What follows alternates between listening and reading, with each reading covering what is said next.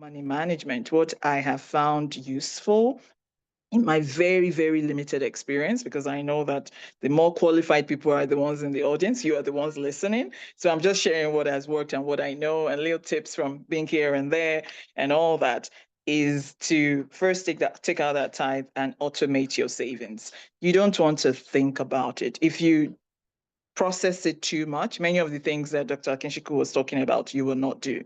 RRSP would sound so big. Why should I take that money out? Recently, I was having a conversation with someone because I wasn't quite sure what my RRSP was looking like. I didn't have a personal RRSP, but I have one from work that is automatic. So it's whether I like it or not, it's going there. And I am so thankful that my work has the opportunity. Some companies have it and they provide it as an option. In my case, it wasn't even a question asked. It was, you are going to do this whether you like it or not.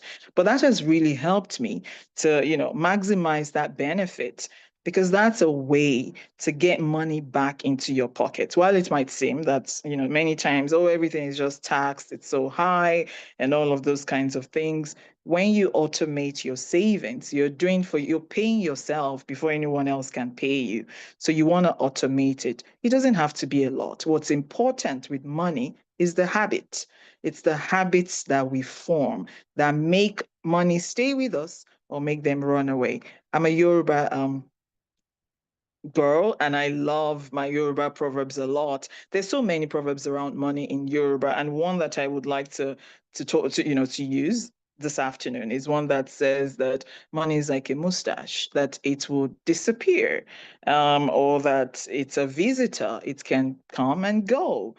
And what we do with it while it's still with us will have a very, very important implication for how we're going to fare in the future.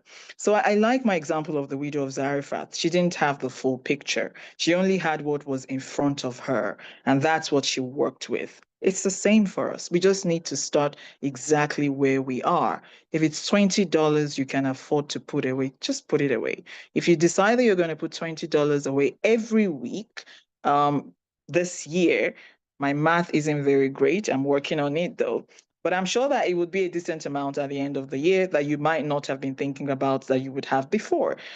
Automating it, but also making it a habit is very important. On the flip side of that, if we have a habit of just wanting and taking and grabbing, well, it's going to show. Everything goes on the credit card. And when it's time to pay back, you're just paying the minimum on that. Money is not going to stay in anyone's pocket that way. You want to be sure credit card debts are cleared when they're due. I mean, people would say pay the minimum and do all of that. Why are you giving 20% or whatever percent it is that the credit card is charging to the bank? The bank has enough money already. It's a joke I always make that you never want to leave money on the table. I do not like to leave money on the table. There are many opportunities at work that we may or may not be aware of, and we need to be thinking about these things. Whoops, why am I waving? Very, very important. I have insurance, and many of us have insurance as well from work that allows you and affords you the opportunity to pay for some things. It requires us to read, and that's how we let our money stretch and go very far, not knowing. Of course, you're going to lose it. For example, for me, and this is not an advert for, okay, so I might just skip the name of the insurance, but the insurance that I have from work allows me to, for instance, get my glasses done, every 2 years. That's money that I'm not leaving on the table. I don't just let it disappear.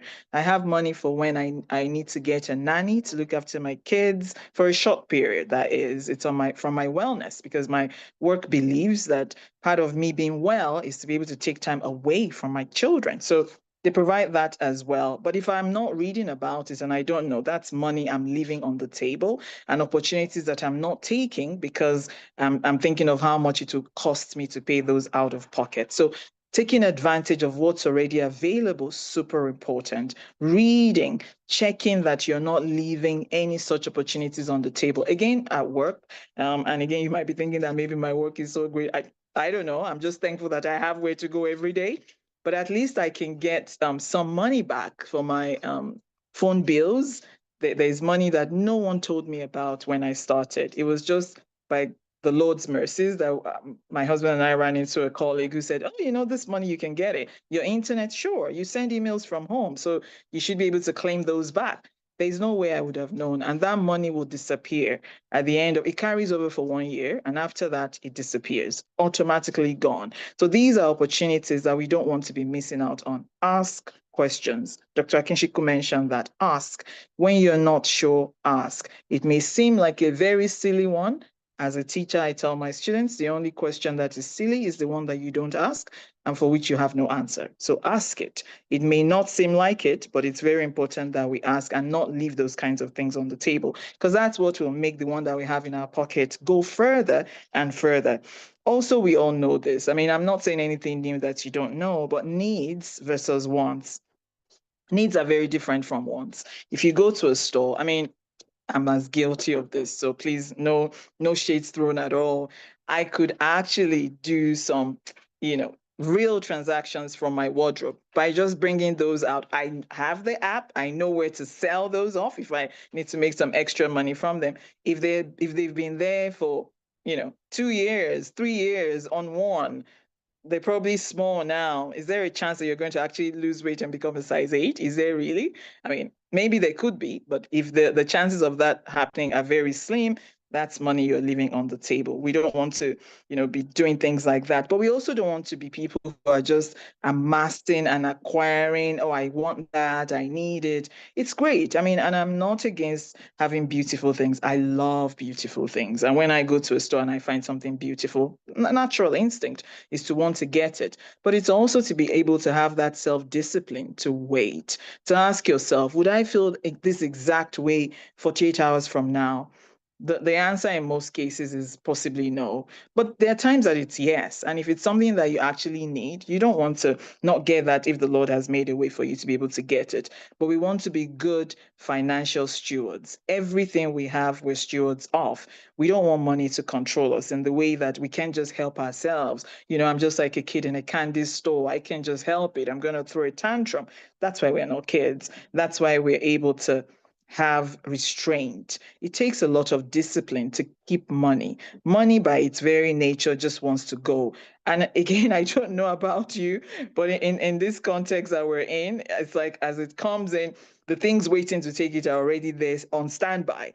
And if you don't, track what is going out or what is coming in, there is no way you can see the savings and the extra that you need to be putting in those investments that Dr. Akinshiku spoke about earlier. So you want to be able to track, where do I spend this? Why am I spending this? Asking and answering that question, why, is super important.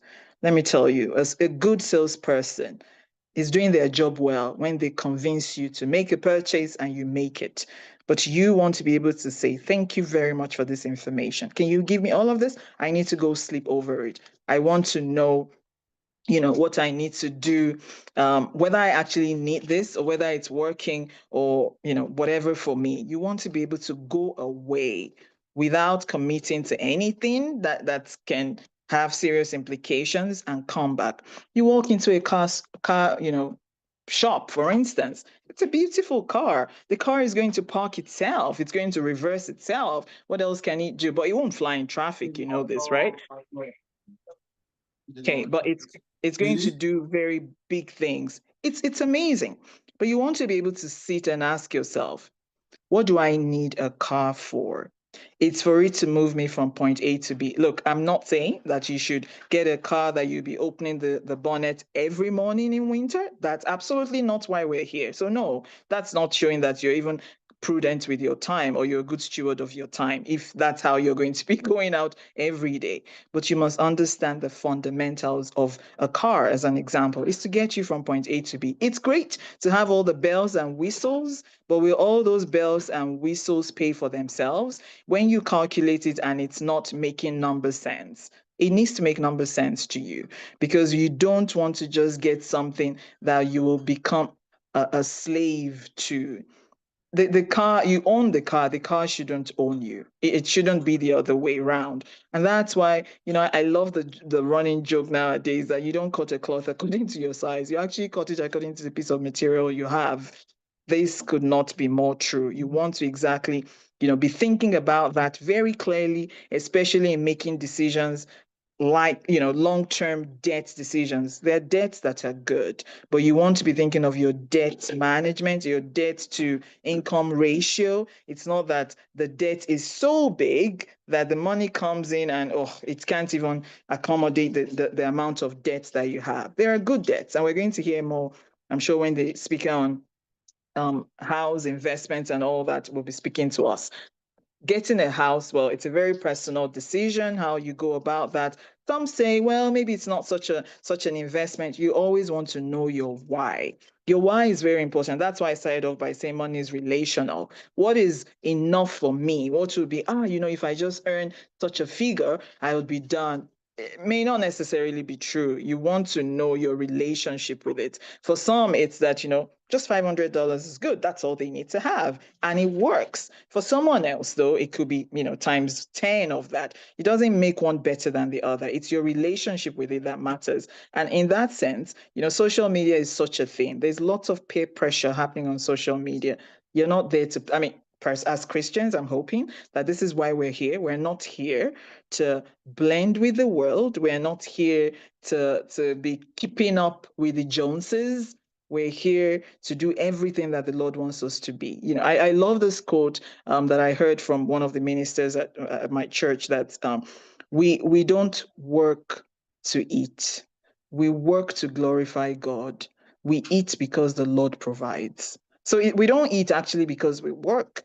We eat because the Lord provides. We work to glorify God. If our relationship with money is that we don't do the job because, if I don't do this job, how am I going to pay my bills? I'm doing my job because I want to give glory to God through that job. I want to be a light at the University of Calgary, for example. I want to inspire my students who come my way and leave that university. I want them to know and remember that they had a professor, a black woman, Motilola, who did what she did and who inspired them to be everything they could be. That's why I'm there. Of course, I get paid for the job that I do, but that should not be what drives us. Because if the reason, the feeling of just chasing after money is the reason we get out of bed every day, then our priorities may somehow be skewed in the wrong places. And so we don't want to have this love of money that is just, we just have to make it anyhow, anyway. The Lord is still in the business of supplying all our needs according to his riches and glory by Christ Jesus, as Philippians 4:19 reminds us. So we don't want to, be chasing money, that the love of money, the Bible tells us, not money itself, but the love of money is the root of all evil. We don't want to get entangled with that, but we want to be good stewards of everything that God has given us. So very basic way that I go about this practical way for me as a mom, as a woman, is that I write a list. Writing a list has really saved me a lot. I mean, I come back, I'm like, girl, you're hacking it. I mean, you're living the dream. Because you go there and find out all these amazing things that they've arranged strategically to get you interested. No, that's not why we're here. We're here to get this and this and this, and you tick your list. It helps you to see where your money is going. Honestly, money management is such a big deal. It's such a big conversation that I'm sure that having the whole day to talk about it will still not do enough justice. But we want to be good stewards of what the Lord has committed to us. We don't want, to look back on it and just everything debt, debt, debt, debt, debt this. Oh, you can just get it. You don't have to pay for I laugh at those adverts. You don't have to pay for 90 days, for 1 year, but you will pay eventually, no? So why do you actually need it? You want to be asking yourself very important questions. If how much do I want to put down if I must get this on um on credit because I can't afford the whole thing and I actually need to have this because this is what it will do.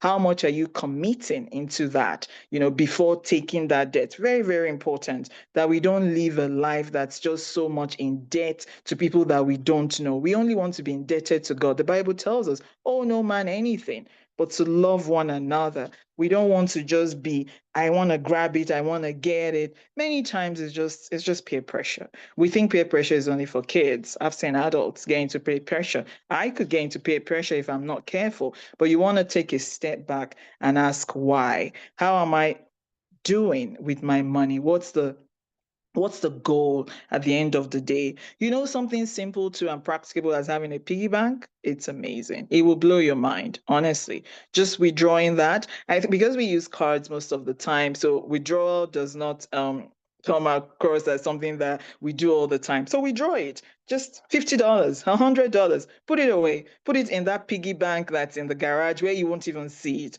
The day you open it, you think you've hacked a lottery. I mean, we don't do lottery as Christians, but you'll be so it will look like free money, right? Because you just put it away, just to set it automatically. I'm very thankful, that my husband is a saver. He's one that at least when we were newly married would say, I used to be very, very upset. I want to get this and be, oh, do we really? I'm like, this man doesn't actually love me.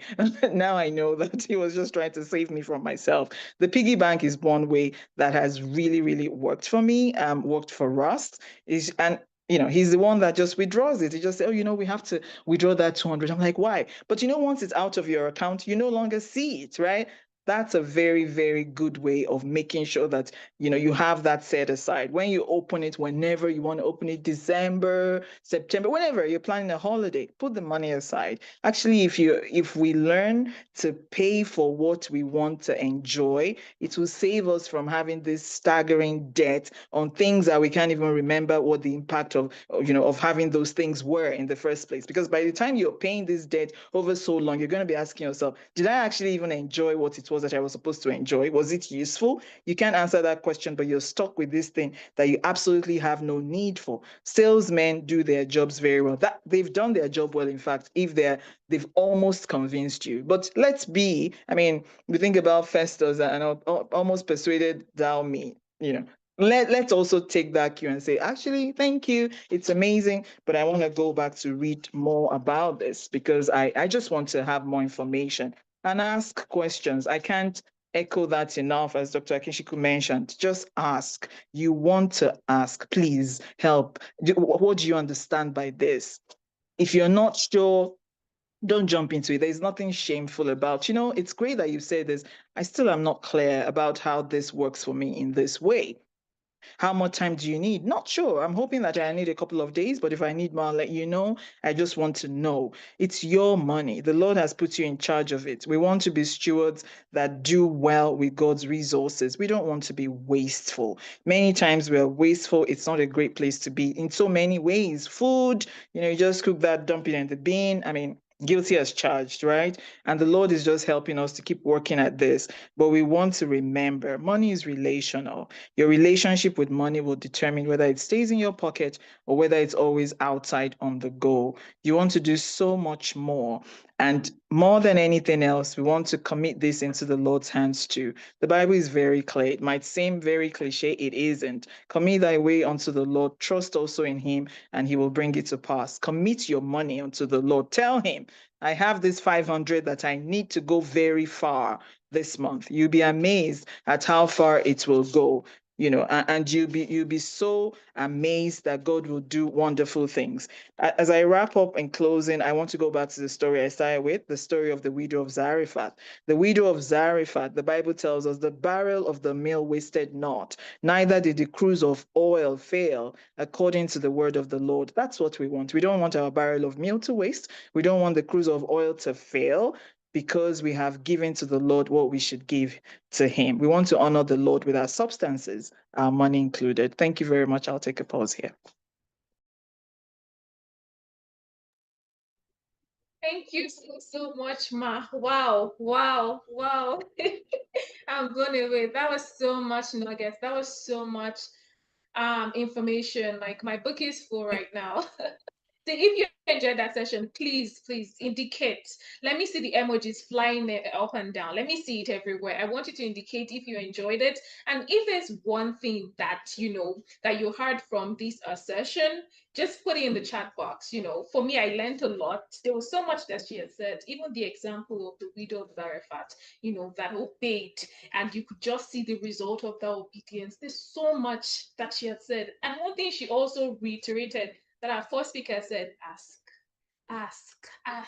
It's actually, the funny thing is actually free to ask. It's cheap to ask, as opposed to rushing into that investment that looks like a good deal, as opposed to rushing into it. One thing I want to even share, which I noticed that was happening lately, every time I go into the store, there's someone bringing a deal, a credit card deal to me and saying, hey, do you have the credit card and it's this and it looks so good. And I kind of felt attacked when she was mentioning salespeople because I'm into sales and that's what we do. We want to get you into that good, sweet deal and get you locked in and all of that. But sometimes this is not the best for you. In the long run, you want to be a good steward of your money. So I want to say the chat box. I want to see the chat box, what people are saying. So put something that you learned in the chat box from this session. What is one thing that she said that you have held on to, that you're taking away, that this is one thing I've learned from Miss Otilova. Thank you so, so much for that very insightful session, Map. And just like I said the first time, please, if you have any questions, just note it down. We're going to have a session for questions. Yeah, somebody said needs versus wants. Yes. Is it something you need or you just want it? That car with all the bells and the whistles, that car that looks so good is the latest one. It is 2026 model. That's what my friend is riding. That is what I want to get. Is it what you need or what you want? So yes, make the best, make wise financial decisions, and also the most important thing, committing it to God's hands. It cannot be overemphasized. Put God in everything and you will see him directing your path. Yeah, somebody said money is relational. Thank you so much. So put all the things that you've learned. And also, if you have any questions, put it in the chat box or write it out. And the sessions of Q&A would be, hops in and you can ask your questions. So I do have another update, which is not so exciting, but also I just need to share it. Other speaker that I mentioned earlier that we were working on getting him, to join us, that had and not a situation that happened that is preventing him from joining us. He did just provide us with an update that it's not going to be possible. We were trying to get a recorded session, but it's not going to be possible. And he wants to give us his very, very best. To me, that's what I love. That he's not trying to just do something that's wishy-washy and just, recording something and doing the barest minimum just so he can do it. So what he has promised us is that he's gonna, we're gonna reschedule with him and organize another session where he's gonna come, answer all our questions, and talk to us, which I think is the best. We are gonna update you. If a friend told you about this event, just know that that friend is going to be providing you with another update, that there will be a second event happening that's going to be on acquiring property, how to get that ideal home, how to get that home that is best for you, or even something that fits your needs. Sometimes I remember a couple years ago, if somebody talked to me about getting a home, I'm like, I don't think so. But now, you're hearing things and listening to people like this, it makes you know that it's possible. There's a home for everybody. Just have to see what works with your needs. So we're gonna get him in a different session, but unfortunately, it's not gonna be happening today. So we're so sorry for that. We really try to make it work. So thank you so much. I saw Eritrea saying no without feeling guilty. Very important. Don't let anybody guilt trip you to spend money you should not be spending. Okay. And beware of the impact of the social media. Yes, not all that glitters is good. The person that's using the latest car might be so deep in debt. So beware of social media. Thank you so much. So without wasting much time, we're gonna be going into our next session with our other speaker, and I'm just going to briefly read his bio to us. And please, when I introduce our speakers, please let's make some noise. Let's celebrate them. They are sacrificing their time. What we're getting here, people pay for it. People pay for sessions, to get this. So as I read his bio, let's encourage him, okay? And let's show that we're happy to be here because I'm excited to be here. We're learning so much. All right. So Mr. David Edunro is a seasoned assurance and controls professional, currently serving as a senior specialist in IT controls and assurance at Canada Mortgage and Housing Corporation, CMHC. With 20 years of professional experience spanning internal audit, information systems, fraud examination, risk management, and cybersecurity, David brings a rare multidisciplinary lens to the intersection of technology, governance, and organizational integrity. His career reflects a deep commitment to strengthening internal controls, mitigating enterprise risk, and building resilient systems within complex regulatory environments. And beyond the boardroom, Mr. David is a dedicated youth mentor, pouring his professional and personal experience into empowering the next generation. A self taught musician, he embodies the curiosity and discipline he champions in others. And he's also a husband to Mrs. Osaki and proud father to Deji and Ayo, a family that keeps him grounded and purposeful in everything he does. Wow, wow. Please, let's put our heads together. Let's make some noise for him. It's not easy. Oh, thank you so much, sir. You have the floor, and we're ready to listen, to learn, relearn, and unlearn. Thank you very much, sir. Thank you for having me, and good afternoon, everyone. And I guess, yeah, it should be afternoon for most of us here. By the grace of God, I will be anchoring a brief session on home ownership. As much as, it's seen to be a secular topic, I would want to anchor from the scriptures because I believe the Bible, is that one book that provides answers to really the questions we might be asking today. So briefly, I will just take a text from scripture in Luke chapter 14, Luke 14:28. And I think who best can you go to for guidance on buying a house than Jesus himself?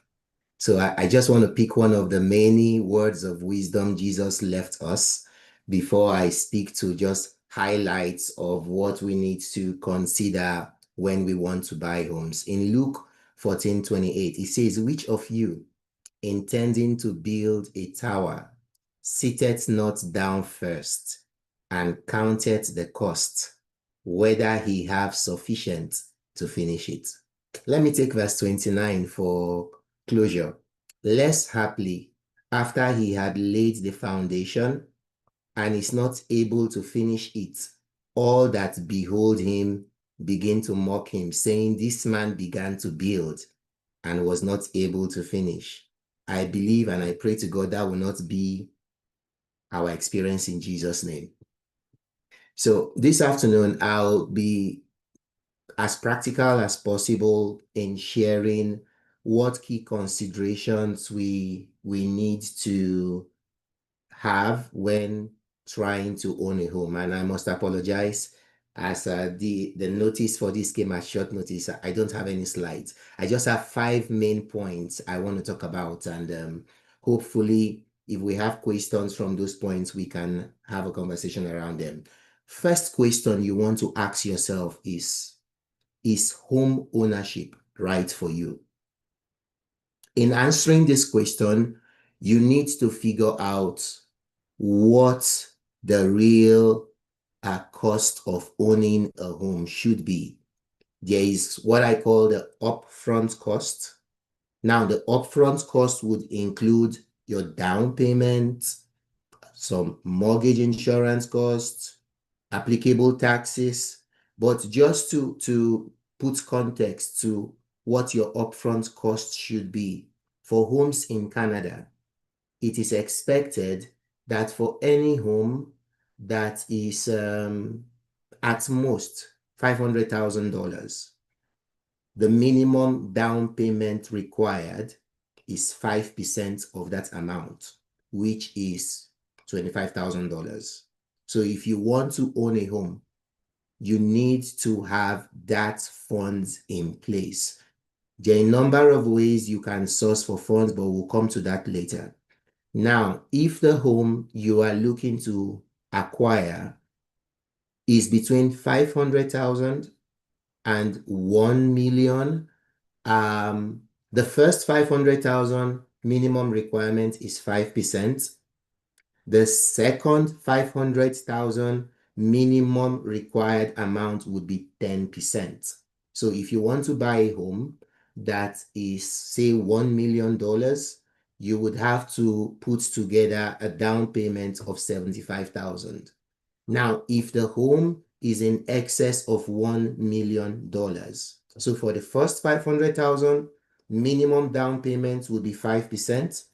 The second 500,000 would be 10%. Anything in excess of 1 million, you will have to bring in 20%. So you need to consider that as down payment.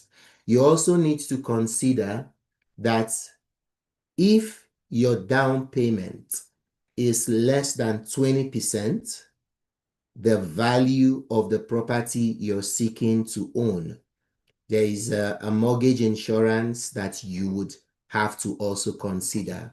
Your mortgage insurance could contribute to about between 2.4% and 4% of the total mortgage cost. So it's something you need to consider when you're looking at what type of home you're looking to get.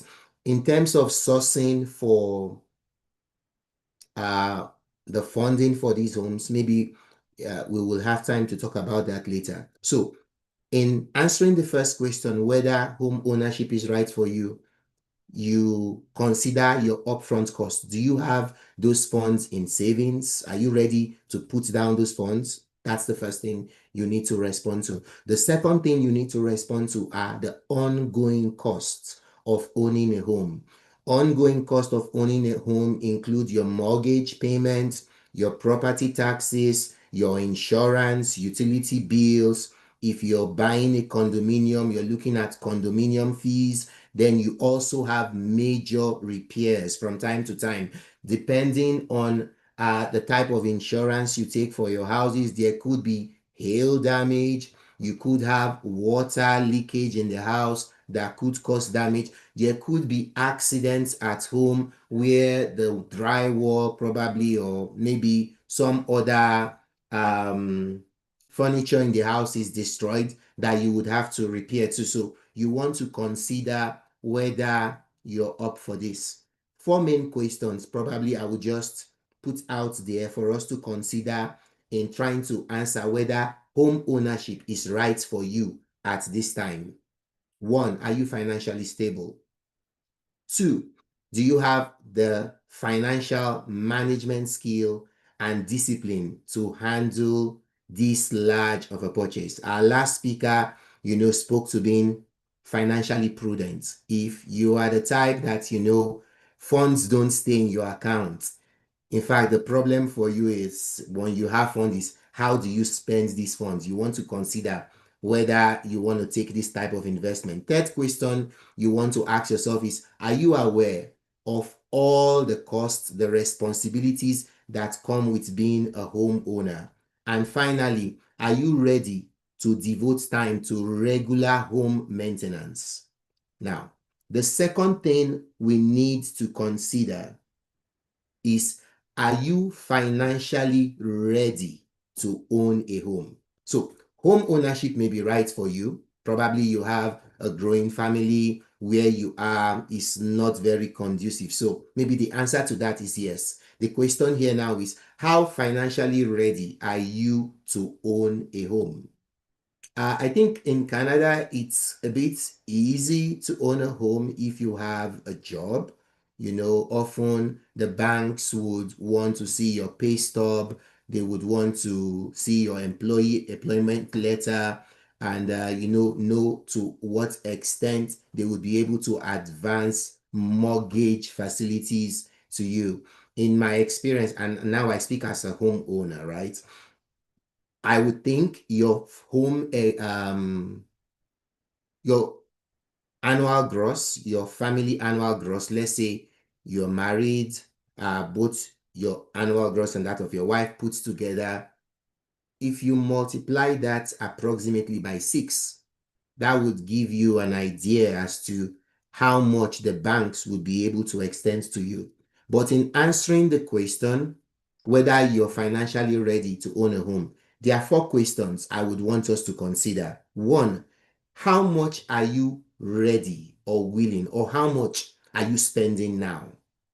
In trying to understand how much you're spending now, you want to consider your household expenses, how much you spend for groceries, if you have clothing needs, household maintenance, tuition, you want to consider that.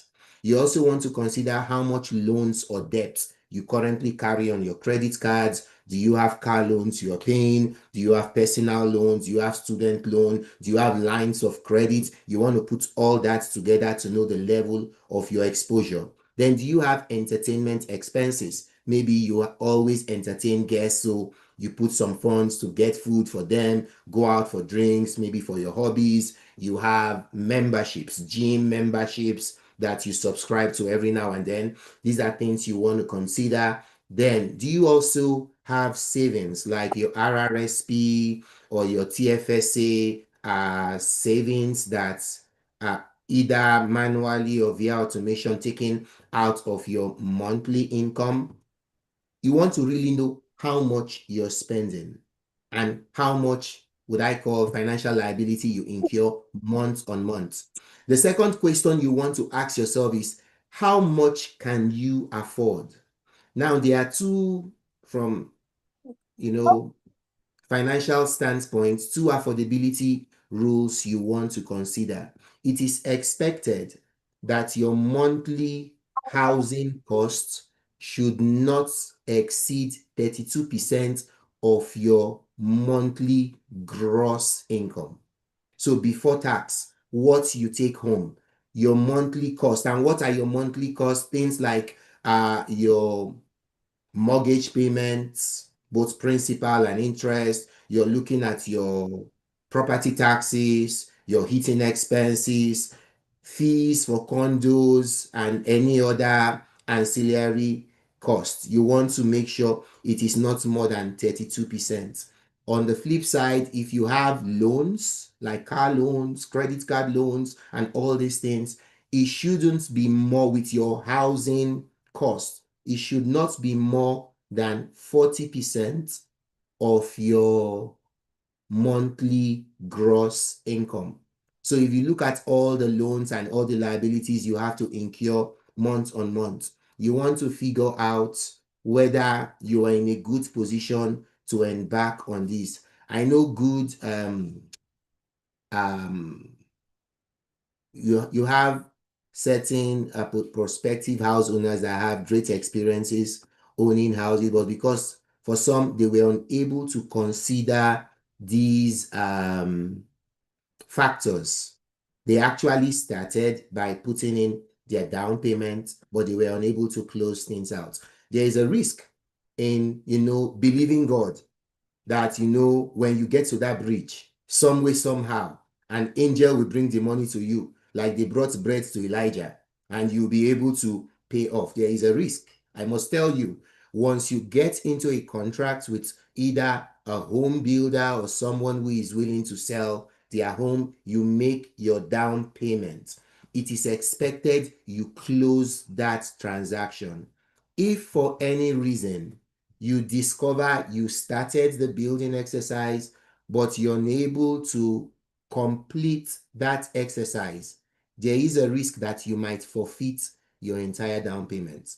So imagine you have a house that is maybe going for $500,000, you have $25,000 down payment, and for whatever reason you're unable to close it, that funds can be forfeit. So you want to really figure out whether you have what it takes to get to the end of the runway. Next question you need to answer is figure out what your upfront cost would be when you want to own a home. I have mentioned the down payment. If you want to buy an existing house, you may want to consider inspection fees. You want to consider insurance costs. You want to consider registration fee for the land. You have property taxes. There might be moving costs. And obviously, you have your GST or HST, depending on what province you are at. So it's something you want to consider. Then the fourth calculation you want to make under this question, whether you're financially ready to own a home, is how will your budget look as a homeowner? Are you able to meet your affordability guidelines, the 32%, the 40% of your gross income? If you figure out that probably you are able to check these boxes, then maybe you want, or maybe you have challenges with checking some of these boxes, you will want to consider setting up an appointment with a credit counselor or a mortgage broker. You also want to consider maybe to get yourself ready to own a home. You want to offset some of the liabilities you have on your credit cards or your lines of credit, or if you have some other debt, to improve your credit worthiness. Then maybe you want to consider downsizing on some of your expenses. If you have what I call avoidable expenses, or things that probably you don't need to do just to improve your credit worthiness. Or it could also be that the vision is for an appointed time, that maybe as much as you're very uncomfortable with where you are, it's like you don't have all the variables to make this happen. Maybe you want to set up a savings plan to build up down payments, offset some of your bills, make sure your credit worthiness is better to be able to get you to that point. If you're able to answer these questions and you're ready to move forward with owning a home, the next consideration you want to have is financing your home. How do you get the finances? In my experience, you have two phases of getting the financing for the home. You either want to approach a bank directly to assess your viability to access mortgage facilities, or you want to go through a mortgage broker. At this point, you need to first get pre-approved.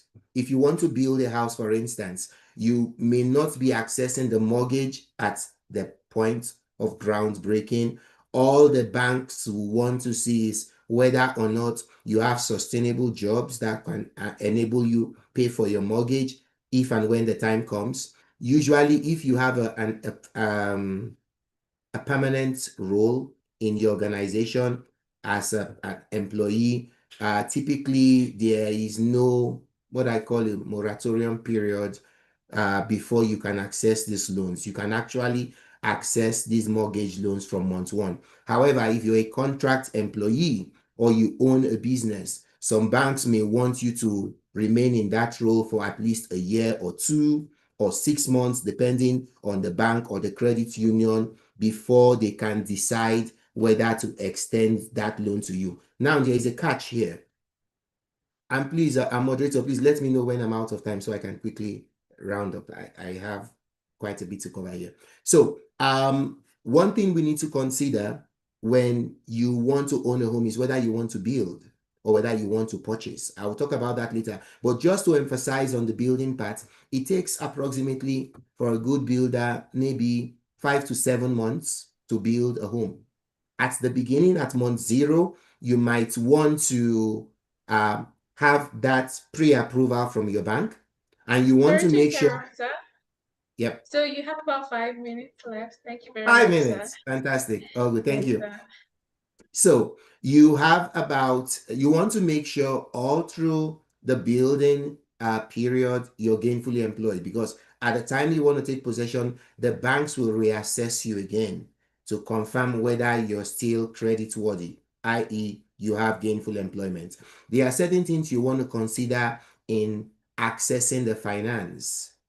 Things like what type of mortgage rates you want to access. You have fixed mortgage rates, where you have a set rate for the term. It could be a 3-year term, 5-year term, 10-year term. You have a fixed mortgage rate. You have a variable mortgage rate that fluctuates with market rates. It's more volatile. At times it works in your favor, other times it's not. I don't have time to tell stories about that. Then you could also have a hybrid, where certain aspects of the mortgage could be fixed. Certain aspects also could be flexible. So it's something you want to consider. Depending on how much you're putting as down payment, you want to know whether you also have to take in mortgage loan insurance. The last thing probably I will talk about, because of time, is finding the right home.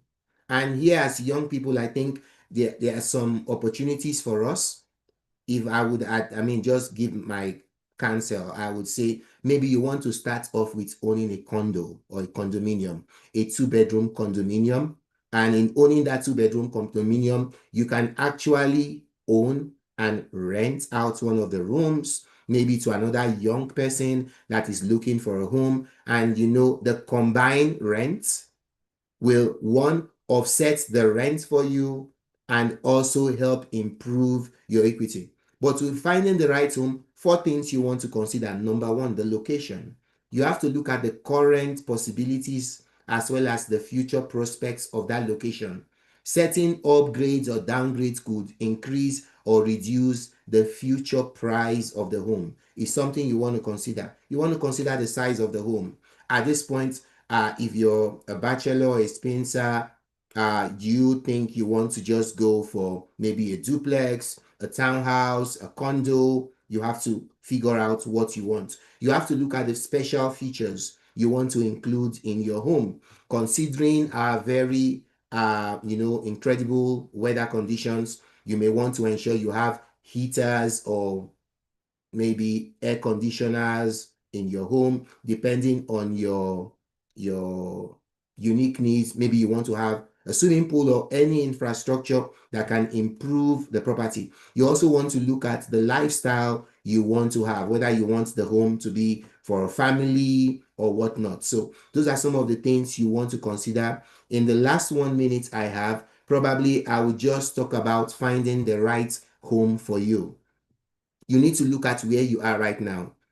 Probably for most of us, we might not have sufficient capital to go for a fully detached home. So as I said earlier, maybe you want to begin with having a condo. I mean, buying a condo, maybe a two-bedroom condo or a three-bedroom condo. The probably rental cost for a condo today, I'm not so sure. Maybe it would be between 1,500 a month to 2,000 to rent. So if you can figure out the down payment, and condominiums are typically less than 500,000. Again, it depends on what city you're in. I mean, I know Vancouver and Ontario is a bit more expensive than that, but some other cities like in Calgary, you could get a condo for maybe 400 or 450,000.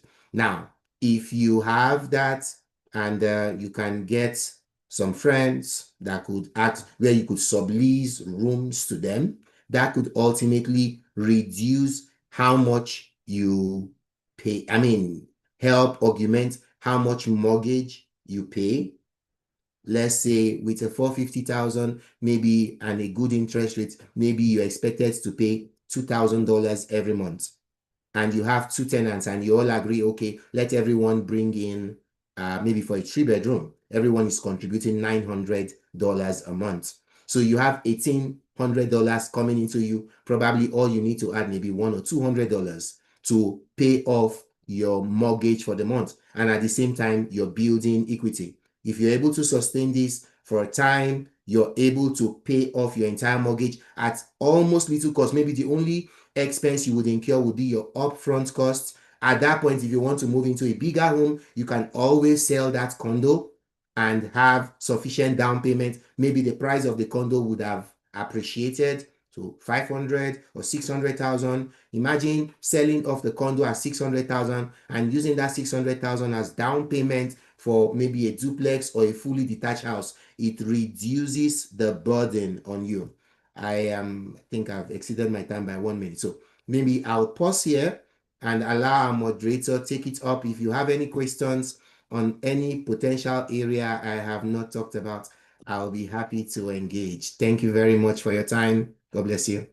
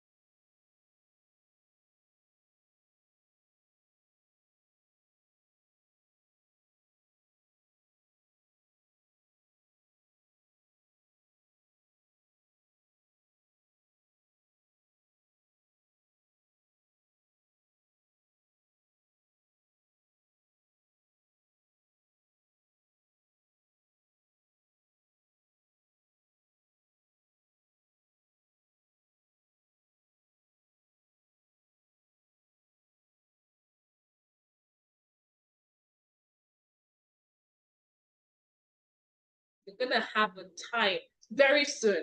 I'm gonna hand over to the person coordinating that session. We're gonna have a time to answer all your questions. I hope you've noted it. If you have any question and you don't want to, speak up or mute yourself because you're not able to where you are, send it to the chat box and we will address it, because this is a very practical session. We're not just saying all of this so that you go back and just go on to the way things has always been. We want to hear testimonies of people saying, hey, I got my home after I attended the YPF Calgary, seminar. I got my first home. I got into real estate after this seminar and things changed for me. These are testimonies we want to hear. So if you have questions, maybe you're in the process, maybe you're putting your feet into the water gradually and trying to just check out the real estate market, and you've had concerns about how to start, what to do, or maybe you even have practical questions like, okay, this is the amount I have and I'm thinking of this and this. Is now a good time? Please and please, we're going to be going into the Q&A session very soon. But before we do that, if you check the chat box, you can see that we've sent a link that says, please send this YouTube link to your friends, your colleagues, your neighbors. They can also still join us live and, get to experience and just enjoy the session with us as we go into the Q&A. And one more thing, just like I mentioned, we're going to be having another program after this one. And what's the best way to be able to get that information? You can go to our Instagram page. Please go to our Instagram page. You can see us at, follow us at YPF_Calgary. YPF_Calgary. It's on the chat box. The link is there. All you need to do is just click on it. It's going to take you to our page and you can follow us. And that way, when we update, new materials, when we put out content that even going to be blessing, will be a blessing to you. You can see it and also enjoy it. So let me see. One person also mentioned route for buying for a family. Will it still be advisable to get a condo first before purchasing a bigger home? Okay, yes, we already have our questions popping in. I like that. So now, without wasting our time, I'm gonna hand over to Mr. Tope to take us through the Q&A session. So please put your hands together for him. Thank you very much. Thank you, Sister Janet. Now, so it's question time, and I know so many of us we've listened, we've learned, we have questions to ask. Me personally, I've gained a lot from this webinar. So many questions are coming up in my mind. I know it's the same for everyone. So if you want to ask a question, I just want to tell you that you can raise your digital hand. If you don't want to do that, you can also put your questions in the chat and we'll give you an opportunity to.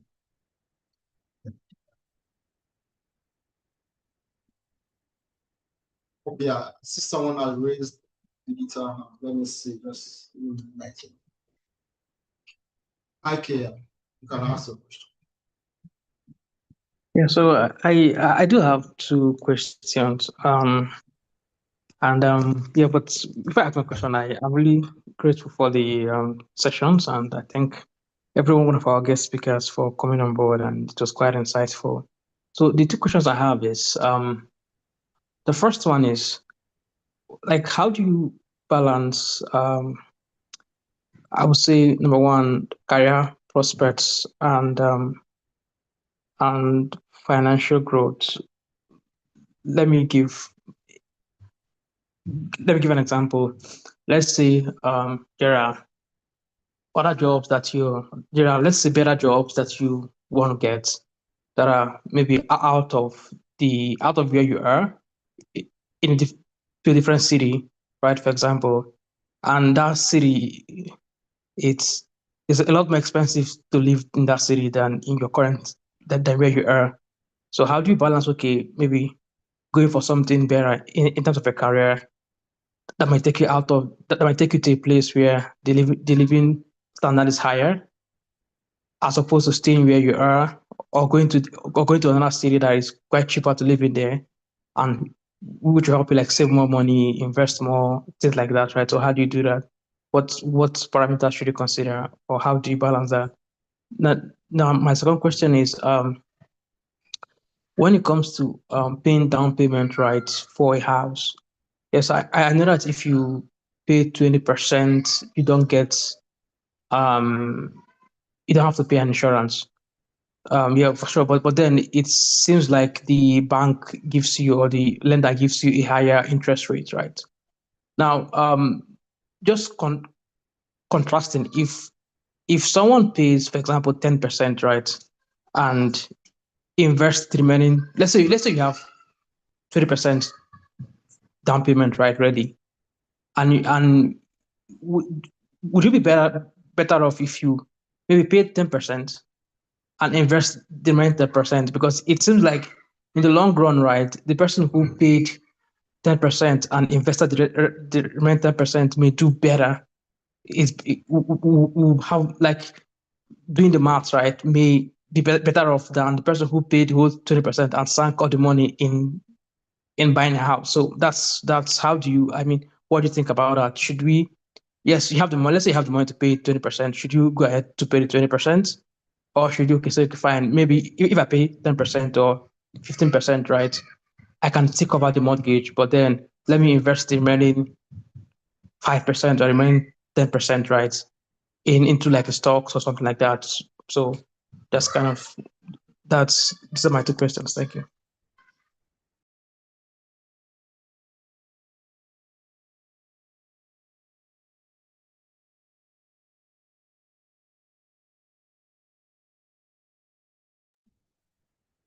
Thank you, bro.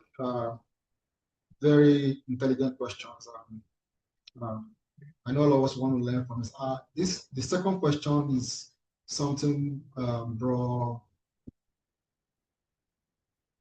David Edunro can answer. Bro David, yeah. And then the first question, yeah, the second question, anybody can answer. Yeah, Bro David. Okay, thank you. So if I understand the second question, it's contrasting between making a 20% down payment for a home and as opposed to making 10% down payment and probably leveraging the extra 10% for investment purposes. Is that correct? Yes. Okay. There are pros and cons to, and I want to correct something from the assertion you made. The lower your initial down payment, subject to not going below the minimum payment, does not necessarily result in a higher interest rate. What would be higher would be your premium. So your premium is different from the rate. The rate may be 4%, but because let's say the property you want to buy, say 500,000, and you're making a $25,000 payment as down payment, you're taking a mortgage of 475,000. On that 475,000, definitely what you'll be paying as a premium for both the interest and the principal elements every month will be higher than if you make a 20% down payment. That 20% probably would be for a 500,000, maybe that's 100,000. You'll be paying, you're taking a mortgage on 400,000 as opposed to 475,000. So your premium when you make 20% down payment will be lower than your premium when you make a 5% down payment. That's one thing to consider.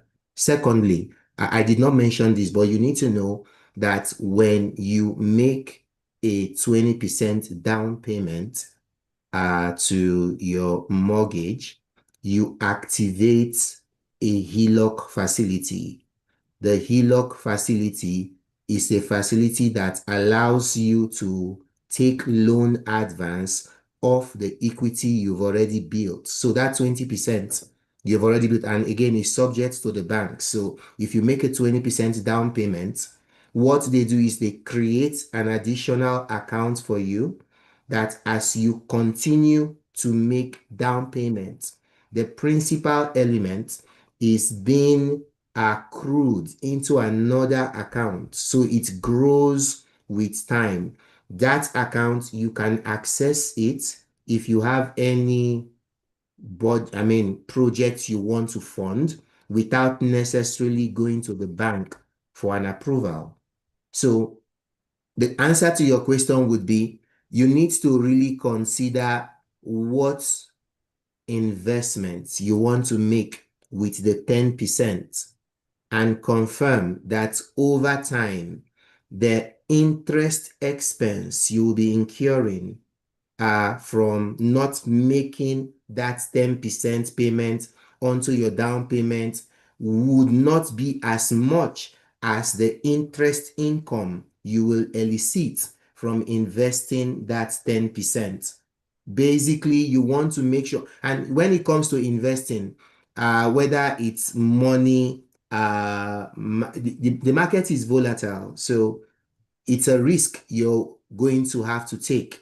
It can work either way. You can put your money in the stock market and everything crashes and maybe your 10% becomes 0%.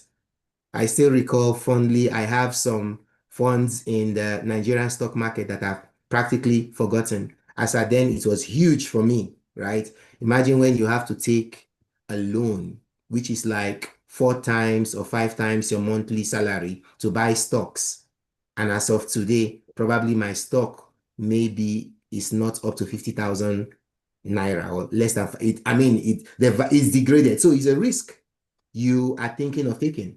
If you see your home as an investment, you know it's a safe investment. Number one, there is going to be expense or mortgage expense reduction on a monthly basis. That if you really want to do the mathematics, you can set aside an account to pay in the extra you would have paid if you were at a 10%. Set aside that account. What I mean is, if for sake of conversation, if you made a 10% down payment, your mortgage every month will be $4,000, just for illustration purposes. But if you make a 20% down payment, your mortgage premium for the month would be, say, 3,200.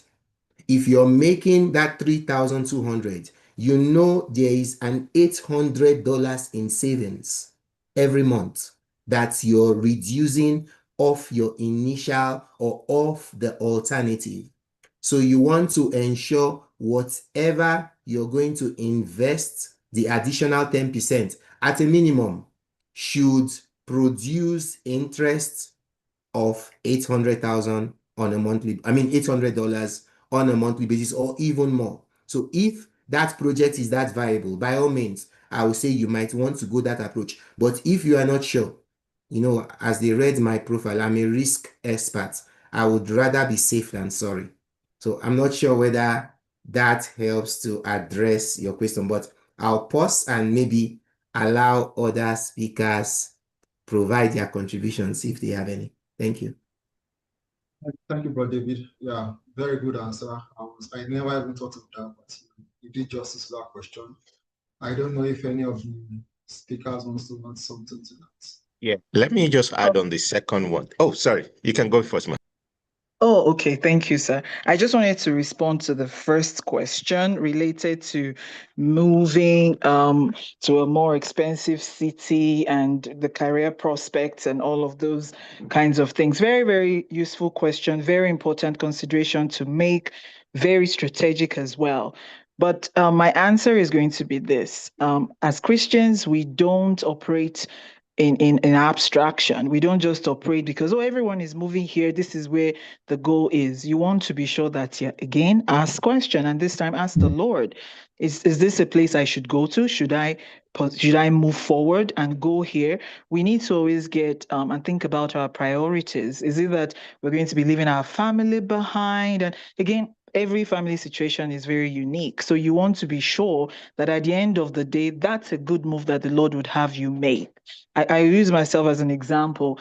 Alberta was not my province of choice when I was moving to Canada. I mean, everyone said, oh, 5% province. It didn't trip me one moment. But I was in Ontario and I found this job and it was like, what are you going to lose? And I applied for it and I got it. And since being here, it's like, oh, wow, this is where you actually wanted us to be all along and all that.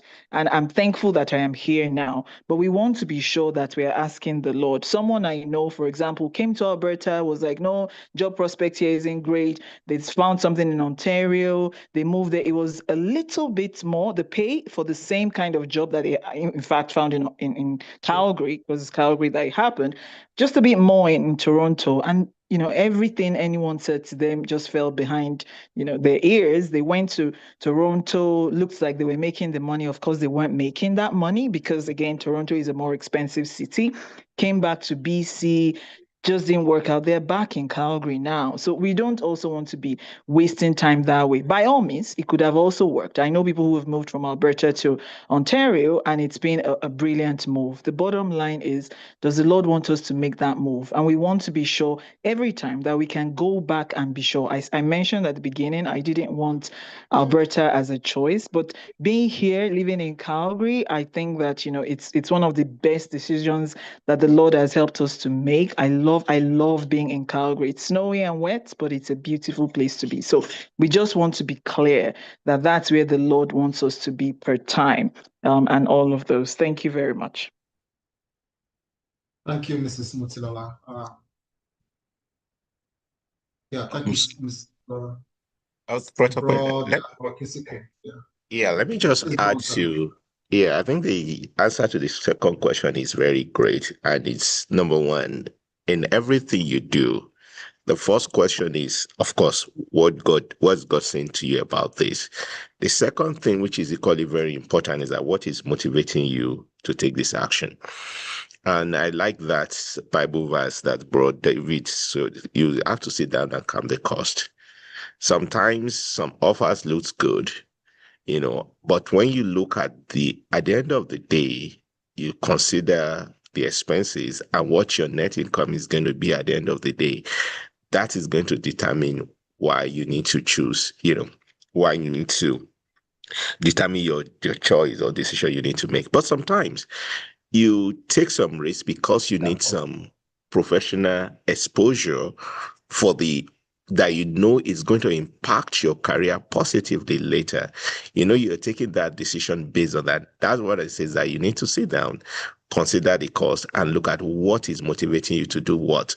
And that's very important in relocation and career-wise. Number two is on the issue of a mortgage. I'll just say I remember my experience when we came to Canada. I noticed that then we wanted to buy our first house, and we had just 10%, and somebody just advised, why don't you guys wait and pay 20% so that you don't pay all these and all that? And at that point I said, look, how long will it take me to get the 20%? By the time I get this 20% with all this other things that I can't control, will they still be the same? Of course they are not. Things change. And I said, okay, let's say risk, let's go and do the 10%. Now, if you have the 20%, of course, from what you said, the bank will tell you there's high ratio mortgage and there's low ratio mortgage. If you look at it at the face value, I hope you can hear me. If you look at it at face value, the rate, the interest, the mortgage rate for for low ratio mortgage seems to be a little bit higher than the high ratio mortgage. But don't forget that with low ratio mortgage, that is where you're paying 20%, you don't pay any fund for insurance. What I mean by insurance, I mean CMHA or other insurance that you need for the bank to give you that money.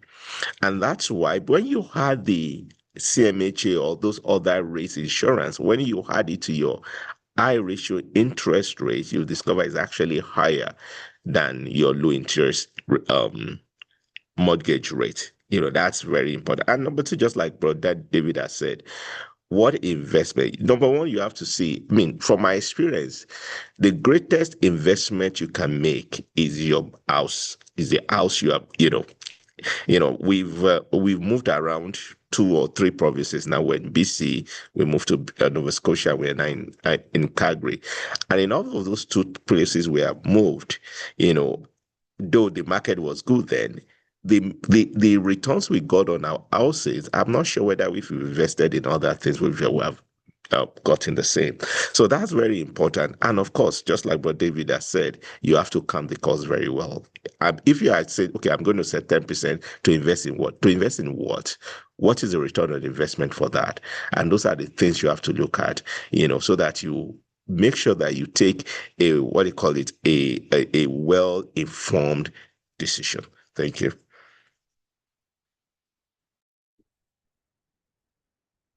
Thank you, Brother Paul. Very good answer. Thank you to all our speakers. I have a question. So our brother Brohike was saying you don't have to pay 20%. You can pay 10% down payment. Remaining 10%, you use it for an investment. And young people, I know there are so many young people on this call. We are passionate about investment. I want to ask. Someone said compound interest is the it wonder of the world. What kind of investment leverages compound interest for young people? And the younger you are, the more the advantage. So I think this question goes to the person that spoke on investment, brother. Yeah. And any of the panel speakers can also contribute. Yeah, thank you, Brother. Okay. Yeah. If okay, you're not talking about mortgage now, you're talking about investment as it is, right? I I started by saying that I'm actually not an expert in investment, but of course I know a little bit in investment. First thing first is that every investment carries a risk. There's even real estate, it carries a risk. Every investment carries a risk. But the intention is that you're going into this investment to make money. Now, what if that is the intention? Then you need to weigh your risk and weigh your options.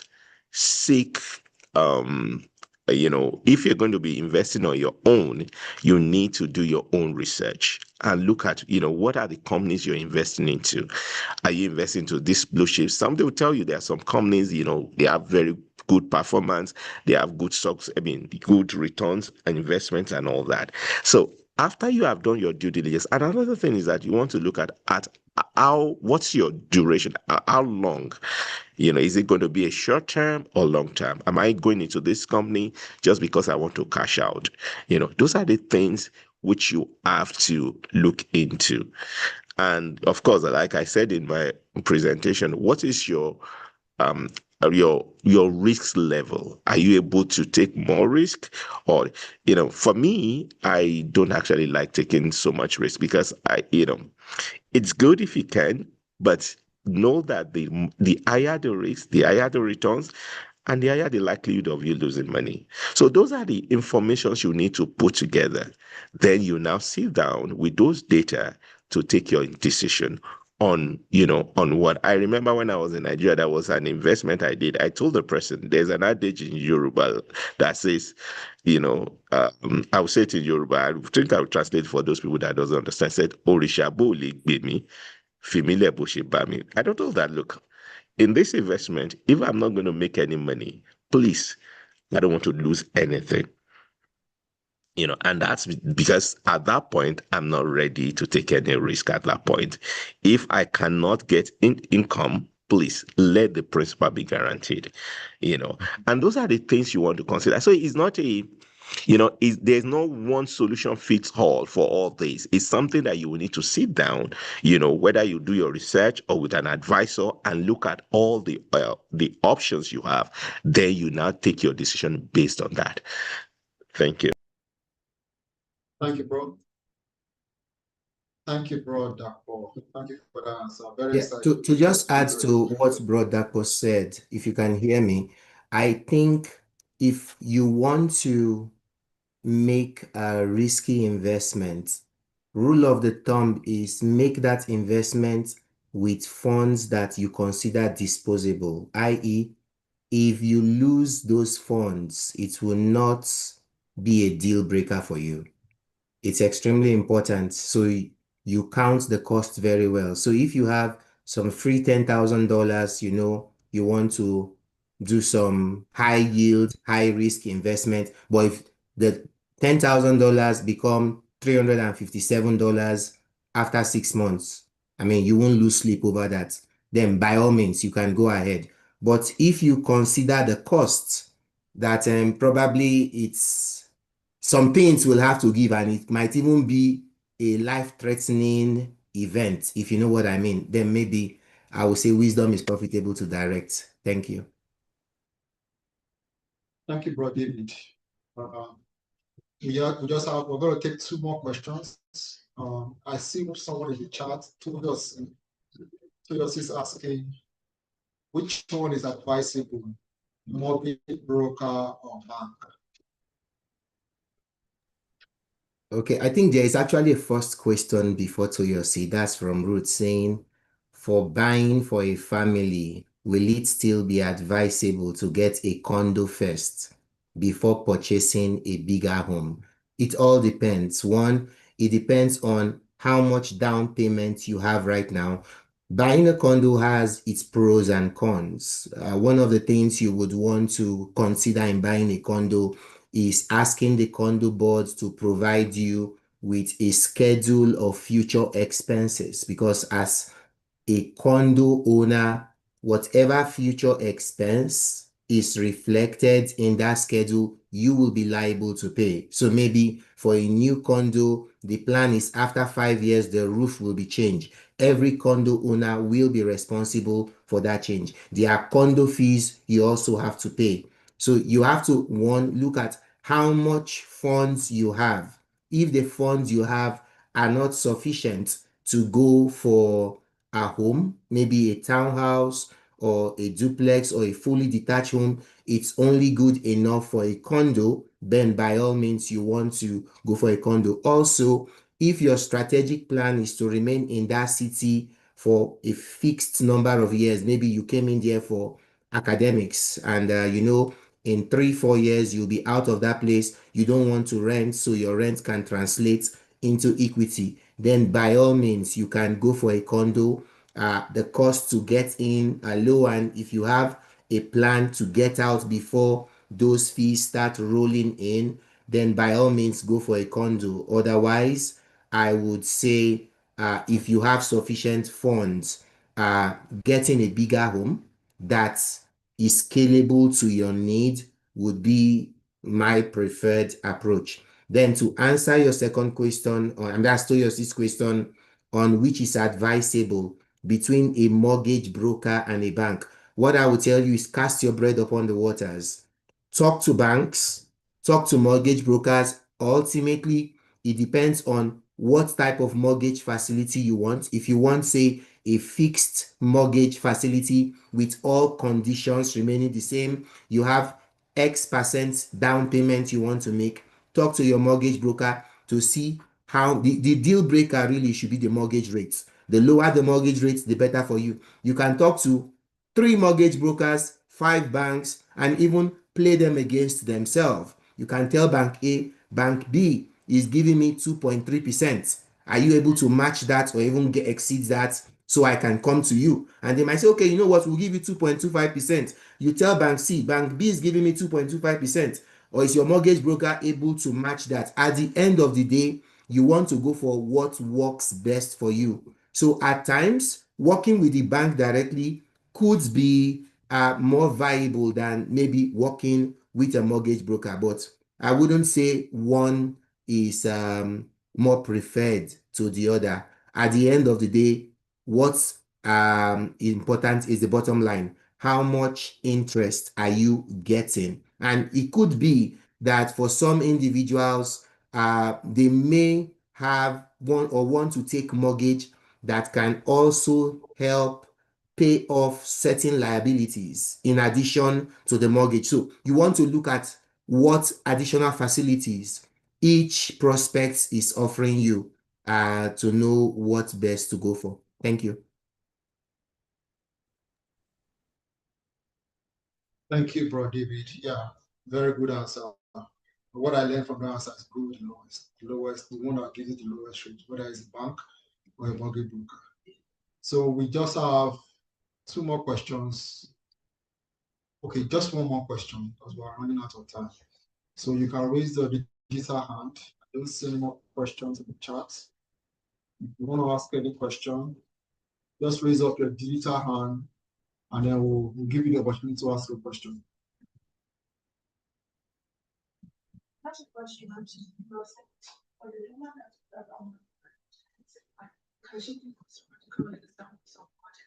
I know it's not actually. I'm going to see that question. So, yeah. So we have a question. Remember, YPF have a question here. Not just do you know my question? They can hear you already. So I have a question for Miss Divola. My question is, for someone like me, I struggle a lot with budgeting. Like, I make some money and sometimes I find that they disappear. So my question is, what are practical ways of budgeting?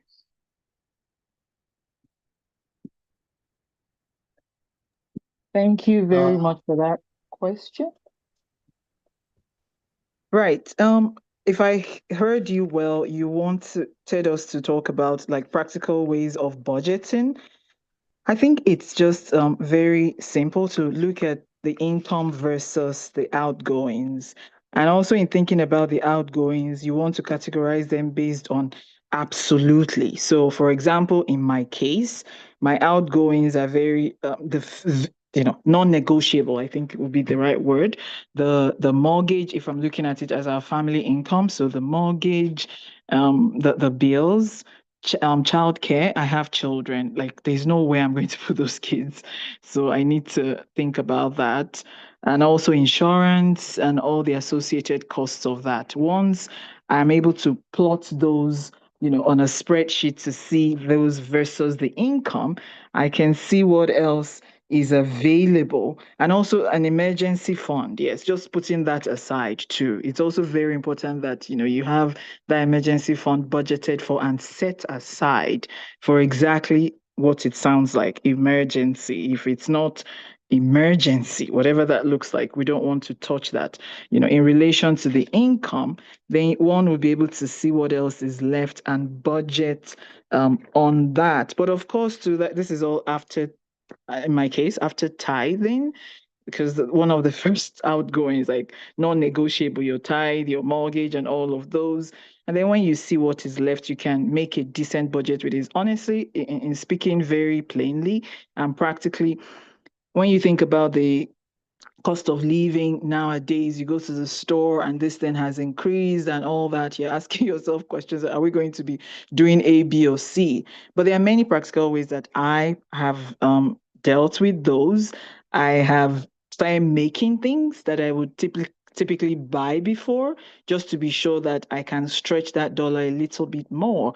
For example, I make my own yogurt. I have instant pot and I buy a jar of milk. Again, someone will talk about the electricity bill. I haven't figured out how much that is going into, but I know that whole bottle of milk gets me two times the yogurt that I would typically buy every week. And I realize that I love this more. The kids like it. So I'm able to sort of put that extra away in some cases to do something else. And then looking out for things on sale, always the same thing. They'll put meat on sale. Sometimes that's when I buy. I go for frozen versus fresh. I found out, for example, very practically, I make chicken wrap for my kids to school, and I need chicken, as you can imagine. But the fresh chicken thighs that are deskinned and deboned look very nice and appealing, but they cost a lot more. I can get 5 kilograms of chicken drumsticks for $17 from Superstore. So I do that and make sure I bring it out to defrost and I deskin and debone myself. That way, I'm able to save a lot. So I think it's just, looking at the income versus the outgoings, but also making very practical decisions. I'm not going to say, oh, because the chicken is expensive, don't have chicken wrap or chicken sandwich. But have it in a way that you can still do it within the budget that you have and within the money that you have. It's very important, as difficult as it sounds, to live below our means, to live cheaper than we can actually afford in that. I don't know how best to put it, but to be frugal. You just really want to be putting things aside, because all these conversations around mortgage is all well and good, but it's always great when you can put that bit more into that loan that you have, that bit more into that loan that you have, that extra. It makes it go down very quickly. I hear people who have paid off their mortgage in 10 years. That's such a liberating feeling to have, right? And it's something that I'm actively working at. So just adding that extra $100 to that mortgage, because you're able to, save something from not buying fresh chicken, for instance, and buying frozen still chicken, tastes as delicious, would be very useful. I hope this answers remotely. Yes, it does. Thank you. Thank you, Sister Mutilola. I have a question for you. So this question is about the best approach to money for married couples. Would you think getting a joint account? Do you think married couples should have joint accounts? Do you think that is the best, or do you think? I know they say every marriage is different, but I just want to hear your opinion on this. Thank you. That's a very, very useful question. And I know, of course, you started answering it part way because you said it's usually like no two families are the same. Honestly, that's the easiest way to approach it. No two families are the same. You must know your partner. You must know what kind of person they are. I mean, I've heard of instances, I have not experienced that, thankfully, but I've heard of instances where, people will have joint account and the partner will not only take money from the joint account without asking the other person, but would in fact withdraw from their credit card. Like, is that cash advance and take money out?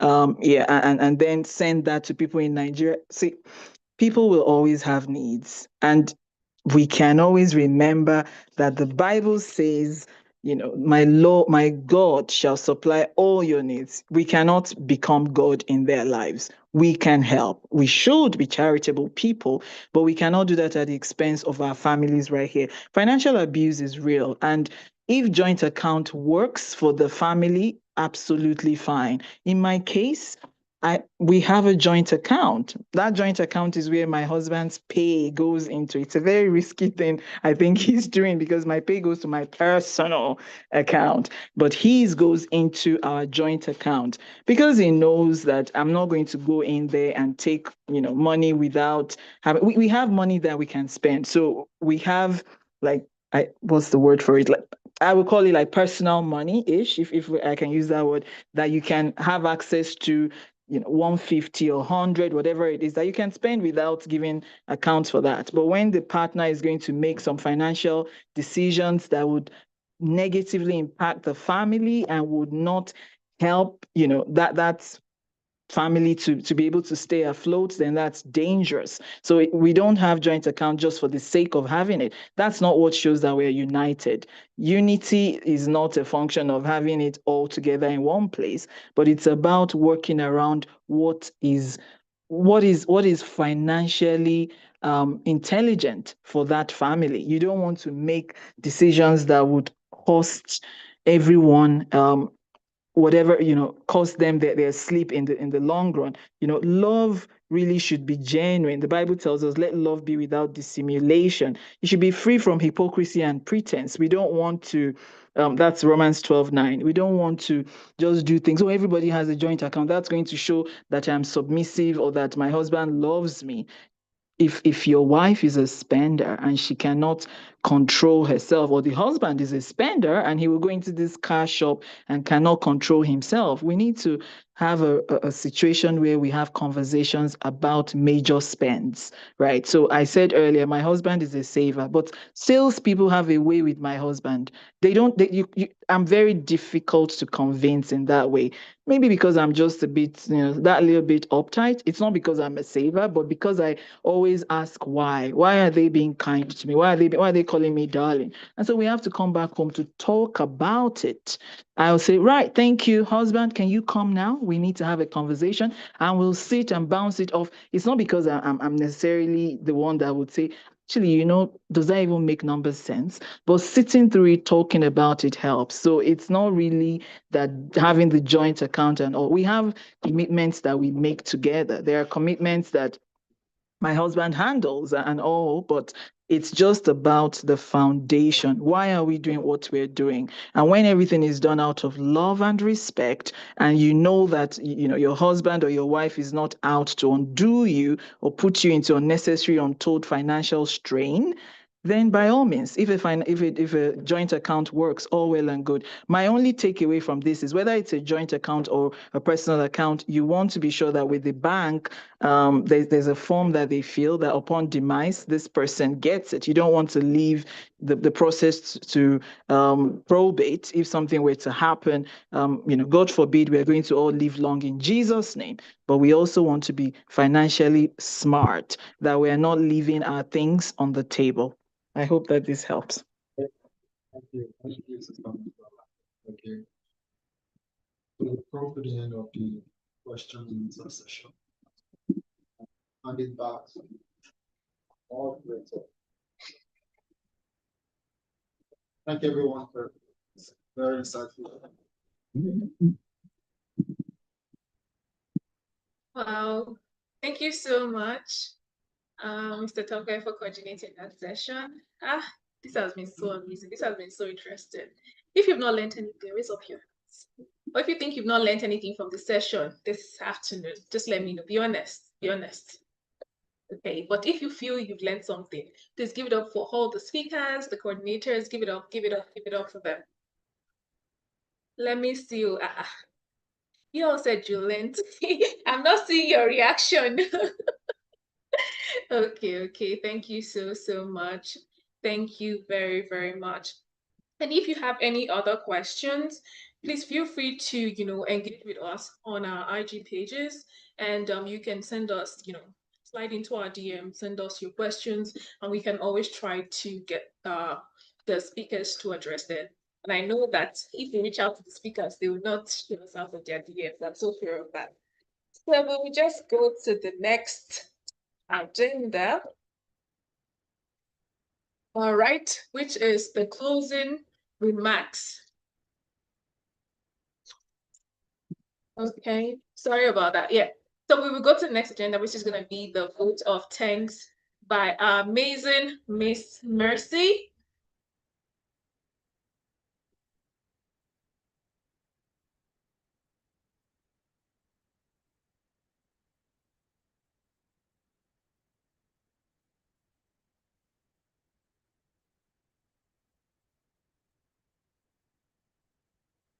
Okay.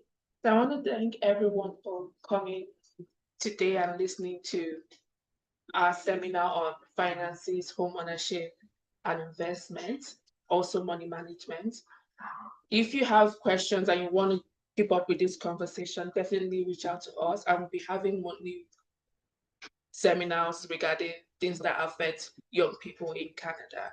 So with that, I want to thank everybody joining from across all the provinces and probably outside Canada.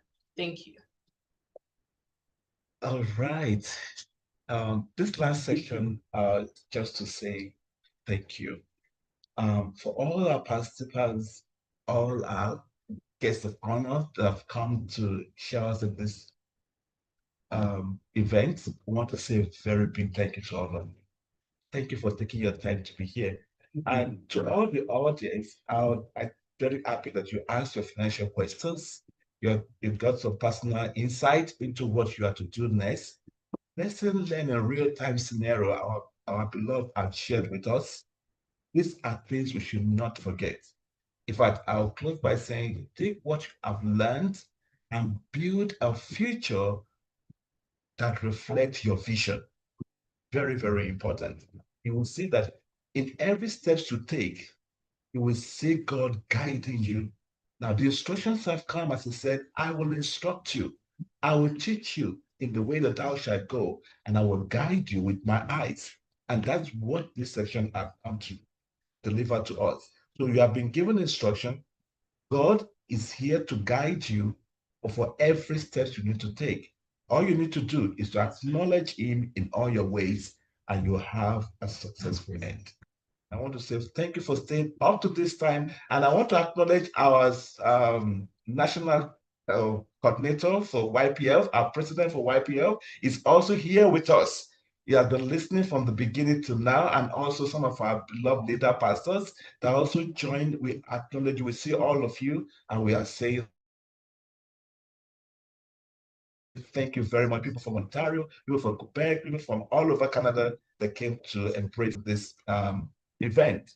Thank you so much for what you come learn. Please carry it out. Just as our moderator said, we want to hear your testimony that through this event, you become a house owner yourself, you're able to invest wisely and not losing money to those scraps out there. These are very important decisions to make. Please, as we also know, some of these events will be coming monthly. We'll still send out some information to invite us to a better program that meets your needs, as this has also done. Thank you to all our guests of honor. Thank you so everybody. Thank you. Put the what's it called? Acronym to them. Let's give them a clap. Please, let's unmute our mics and we can say thank you. Thank you to them. Thank you, Pastor Dapo, for coming in. Thank you, Dr. Motilola, for coming in. Thank you, Professor David. We all appreciate all of you together. We are grateful. And the other program we're looking forward to have, which is the game, is going to be personal. Yeah, and some will be coming online. So if you want to stay back to join us in the gaming section, please do. We're going to have a lot of fun here. And many of us are here. We hope that the next one, you too will participate with us physically. Thank you all, and do have a wonderful evening. Bye. Before everyone goes, I was hoping everyone could just quickly turn on their videos if they're able to, so we could just take a picture of everyone. Oh, that would be great. Please, before you go, if you could just turn on your videos so we can see your beautiful faces. So tomorrow, if I see you outside, I'll know I met that person at this event. I'm going to stop sharing so you can.